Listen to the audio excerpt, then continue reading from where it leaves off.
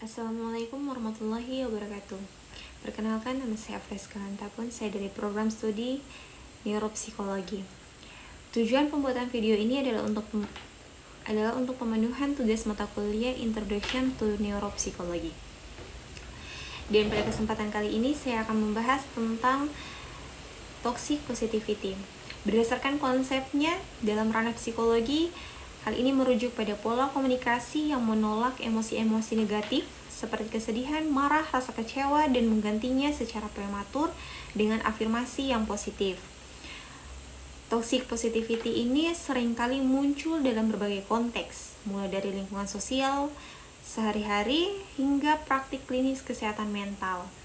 Berbeda dengan sikap positif yang sehat, toxic positivity mendorong individu untuk menekan atau mengabaikan emosi negatif yang valid demi mempertahankan ilusi kebahagiaan. Fenomena ini seringkali muncul dalam slogan populer seperti think positive atau good vibes only, yang alih-alih membantu justru dapat memperburuk kondisi emosional seseorang yang sedang berjuang dengan stres atau trauma. Dalam literatur psikologi, toxic positivity dikritik karena meniadakan kebutuhan manusia untuk memproses emosi negatif secara sehat. Berpikir positif merupakan bentuk pikiran yang terbiasa untuk mencari hasil-hasil terbaik dari kemungkinan-kemungkinan terburuk. Tetapi, masih banyak pula yang menyalahartikan konsep positivity ini. Seperti contoh dalam konteks kasus toxic positivity di kehidupan sehari-hari. Seorang mahasiswa menghadiri panggilan wawancara kerja, akan tetapi mahasiswa tersebut gagal dalam tahap akhir wawancara yang sangat dia harapkan. Mahasiswa tersebut merasa kecewa dan kehilangan semangat ketika menceritakan pada temannya, justru mendapatkan respon, "Sudahlah, pasti ada hikmahnya. Positive thinking aja, mungkin belum rezekimu." Toxic positivity merupakan perilaku yang dapat dialami maupun dilakukan oleh siapapun saja. Toxic positivity lebih dari sekedar memiliki pandangan yang optimis. Hal ini mengacu pada keyakinan bahwa apapun tantangan dan kerugian yang dihadapi, seperti krisis keuangan, masalah kesehatan, atau hubungan yang gagal, individu harus bersikap positif. Namun, hal itu bisa berarti individu menolak masalah yang nyata dan memiliki ekspektasi yang tidak realistis yang membuat individu menyalahkan diri sendiri dan merasa gagal. Jadi apa sih dampak dari toxic positivity ini? Orang yang dengan kecenderungan toxic positivity selalu berpura-pura bahagia, padahal sebenarnya tidak. Menyembunyikan emosi yang sebenarnya dan hanya berpikir positif. Menyembunyikan dan mengabaikan emosi negatif. Kecenderungan untuk mengabaikan pikiran atau emosi negatif dengan mengulang-ulang pernyataan yang membuat dirinya merasa lebih baik. Optimisme buta atau blind optimis. Memiliki sifat optimis yang berlebihan dalam situasi terburuk sekalipun. Hal tersebut mengurangi kekuatan pengambilan keputusan seseorang.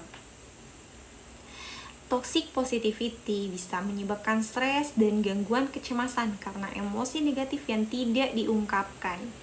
Seringkali terjadi kelelahan emosional atau bisa dikatakan burnout, terutama pada lingkungan kerja atau pendidikan karena tuntutan untuk selalu berpikir positif.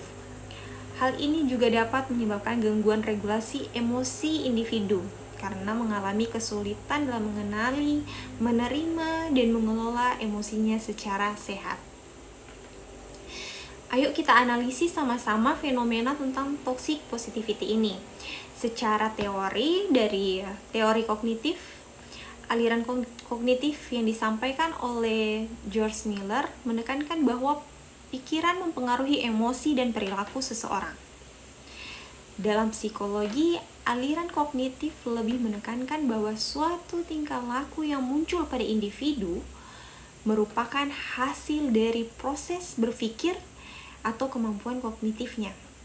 Aliran kognitif merupakan bagian tentang bagaimana cara kita memproses, mengubah, menampilkan, menyiapkan, menyimpan, dan mengambil kembali pengetahuan serta bagaimana pengetahuan menuntun arah konsentrasi dan cara kita merespon sesuatu tersebut.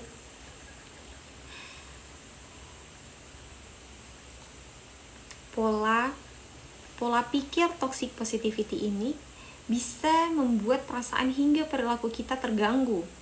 Tekanan untuk selalu berpikir positif dapat menciptakan distorsi kognitif seperti short statement atau aku harus selalu bahagia, yang berkontribusi terhadap stres dan masalah dan rasa bersalah.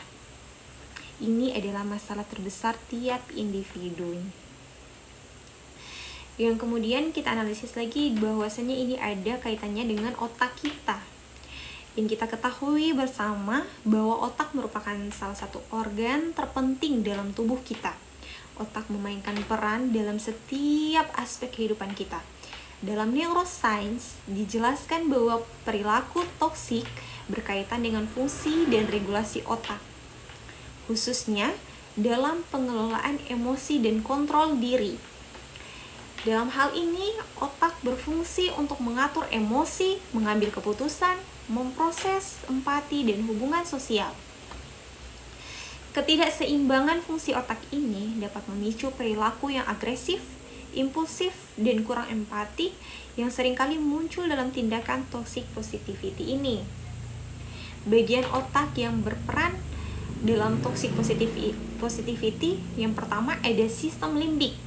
Sistem limbik ini berperan dalam pengelolaan emosi. Bagian utamanya yaitu amigdala yang mengatur respon terhadap ancaman dan emosi negatif seperti takut, marah, ataupun penekanan emosi. Dan penekanan emosi ini membuat amigdala tetap aktif dan meningkatkan kecemasan. Kemudian ada hipokampus yang berperan dalam memori emosional. Emosi yang ditekan dapat tersimpan sebagai memori stres. Yang kedua ada prefrontal cortex. Prefrontal cortex berfungsi dalam pengambilan keputusan, kontrol diri, regulasi emosi secara rasional. Dalam toxic positivity ini prefrontal digunakan secara tidak seimbang untuk memaksa berpikir positif tanpa integrasi emosi dari sistem limbik. Yang ketiga ada HPA atau sistem ini yang mengatur respon stres melalui hormon kortisol. Penekanan emosi secara terus-menerus dapat menyebabkan kortisol kronis tinggi, kelelahan mental, dan gangguan mood. Nah, itulah pembahasan tentang toxic positivity.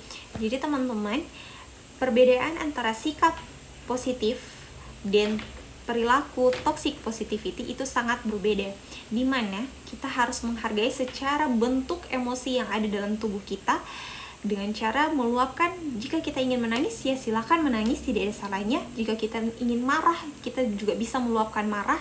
Sedih, kita bisa curhat ke teman kita. Jangan menyimpan segala sesuatunya itu secara sendiri. Jangan selalu menganggap bahwa kegagalan kita adalah akhir dari segalanya. Tidak. Itu bisa menjadi satu pembelajaran kita untuk bisa maju lebih jauh lagi. Satu langkah gagal di hari ini bisa saja menjadi pembelajaran untuk 1000 langkah kita maju untuk hari esoknya. Jadi teman-teman, mari kita belajar bersama dan tumbuh bersama di UIC. Terima kasih. Wassalamualaikum warahmatullahi wabarakatuh.